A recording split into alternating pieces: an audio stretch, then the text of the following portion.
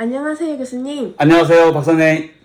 네, 제가 다름이 아니고 인터넷에서 좀 흥미로운 기사를 하나를 봤는데요. 네. 그래서 그거에 대해서 궁금한 게 있어서 교수님을 찾아뵙게 됐습니다.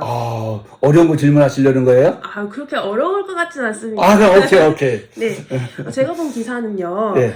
일본의 한 중학교 교장 선생님이 편의점에서 레귤러 커피컵을 산 뒤에 네. 라지를 눌러가지고 그렇게 마신 사건인데 이게 결국에는 파면까지 된 사건이라고 합니다. 저도 인터넷에서 언뜻 기사를 본 것 같은데.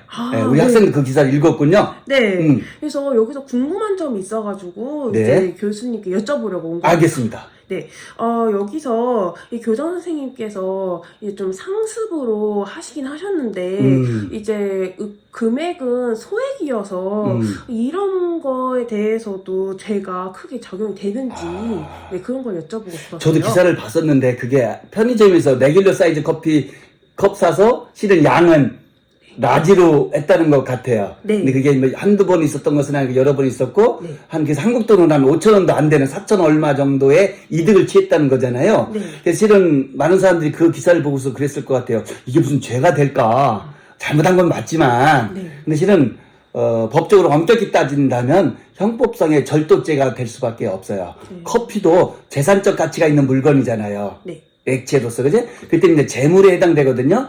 타인의 재물을 절취했을 때에는 당연히 절도죄가 될 수밖에 없어요. 그래서 죄는 된다. 이렇게 볼 수가 있을 것 같아요.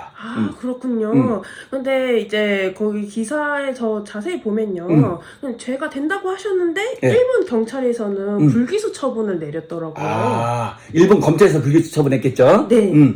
아마도 그것은 이제 불기소에 여러 유형이 있는데, 그 중에 하나는 혐의가 없다는 것도 있고, 죄가 안 된 뭐 공소권 없어 이런 것도 있지만, 또 하나는 죄는 인정이 되지만 여러 가지를 봤을 때 꼭 형사처벌할 정도는 아니다 했을 때 우리가 아는 바 같은 기소유예라는 제도가 있잖아요. 네. 그래서 아마도 저도 정확히 알아보지는 않았지만 일본 검찰이 불기소 처분을 했다면 그것은 죄가 안 된다든가 혐의가 없다든가 그건 아닐 거예요. 왜냐면 본인이 혐의를 인정한 걸 기사에 나오더라고요. 네. 그렇기 때문에 아마도 뉘우치고 피해 금액이 경미하고 그다음에 또 만약에 피해자는 합의를 했고 그랬을 때는 굳이 형사처벌까지 할 것은 아니지 않느냐라고 해서 기소유예로서 이번에 한해서 한번 용서해주는 형식으로 하지 않았을까 하는 생각이 드네요.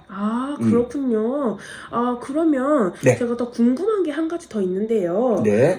경찰은 이제 그 검찰에서 불기소 처분을 내렸는데 그 교육위원회에서는 징계로 파면을 시켰더라고요. 네. 그럼 이거는 이중 처벌이 되는 게 아닌가 해서 여쭤보고. 그렇죠. 이제 형사처벌대로 받고 비록 용서는 받았지만 네. 이게 또 징계에서 파면까지 받았다는 것은 두 번 처벌받는 것이 아니냐. 네. 그죠? 형사처벌 한 번 받는 것도 실은 굉장히 어려운 건데 이중처벌 얘기가 나오기도 하고요. 우리나라도 그런 경우가 종종 있어요. 공무원이라든가 사립학교 교원이라든가 이런 경우에 직장인들도 그럴 수도 있지만 그런 경우에 형사처벌대로 받고 그것이 또 공무원이라든가 교원의 품위라든가 성실 의무 위반이라든가 하는 여러 가지 의무가 있잖아요. 네. 그 의무에 위반했을 때는 그 의무 위반에 대한 행정적 제재를 받게 되는 거예요.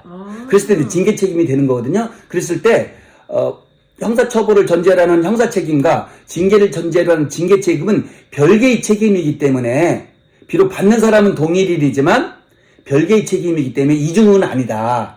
라고 해서 우리나라에서도 예를 들면 교원이 잘못했다든가 공무원이 잘못했을 때는 형사처벌이 되면 형사처벌대로 받고 그래서 별도로 징계처분을 받기도 하죠. 그랬을 때 많은 공무원들이라든가 교원 이런 분들은 지금 우리 학생이 질문한 거와 똑같은 질문을 해요. 뭐냐면 이거 억울하다. 난 이미 검찰에서 또 벌금 냈다. 뭐 했다. 근데 또 징계처벌을 받아서 내가 학교에서 쫓겨나야 되느냐, 공무원 직장에서 내가 쫓겨나야 되느냐, 정직을 받아야 되느냐 이렇게 하거든요. 그렇지만 그거는 명백한 잘못된 생각이고요. 별개의 책임이 있대. 이중처벌은 아니고 우리 대법원 판례도 이것에 관해서는 명백하게 이중처벌이 아니다라는 입장을 취하고 있습니다. 그렇군요. 그 두 개가 다른 거군요. 그렇죠. 네. 제가 궁금한 게 좀 많이 풀린 것 같습니다. 그렇습니까? 다행입니다. 네. 그럼 이제 마지막으로 혹시 이 사건에 대해서 이제 교수님께서 네. 이제 또 다른 의견이 있으신지 한번 마지막으로. 그래요. 네. 이게 지금 파면 당했다는 거잖아요. 네. 근데 지금 우리나라도 파면은 징계 중에서 가장 무겁고 엄한 겁니다. 오. 징계는 기본적으로 경징과 중징계로 나누고 견책부터 시작되거든요. 견책, 감봉, 정지, 강등, 해임, 파면인데 해임보다 더 무거운 거니까 어마어마하게 센 징계가 되겠죠. 그리고 파면을 받잖아요. 어떤 분리를 받는 줄 아세요? 잘 모르겠습니다. 그죠? 네. 파면이니까 당장 직장에서는 쫓겨나겠죠. 네. 그 너무나 당연하겠죠. 네. 거기서 끝나는 것이 아니에요. 일단 한번 파면을 받잖아요. 우리나라 같은 경우에는 5년 동안 공무원이라든 교사가 안 되는 거예요. 되게 무거운. 그렇죠. 거기서 끝나는 것도 아니에요. 공무원들이라든가 교원의 가장 큰 매력이랄까 중에 하나가 연금제도잖아요. 연금을 못 받게 그죠? 되나요? 그런데 파면을 받게 되면은 연금을 자기가 낸 것과 네. 그에 대한 이자 정도 대충 보면 연금을 받았을 때 한 2분의 1 정도가 되거든요. 네. 그 정도만 받고 나머지는 전혀 못 받는 거예요.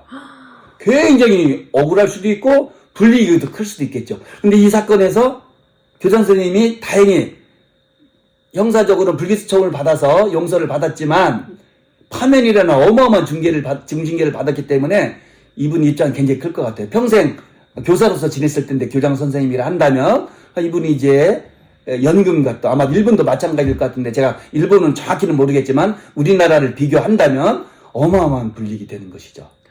그렇겠네요. 네. 아, 네. 근데 또 다른 질문은 없습니까? 네, 그럼. 실은요, 네. 우리나라에서도 이런 유사한 것들이 있어요. 아, 우리나라에도 그런 비슷한 사례가 네. 있었군요.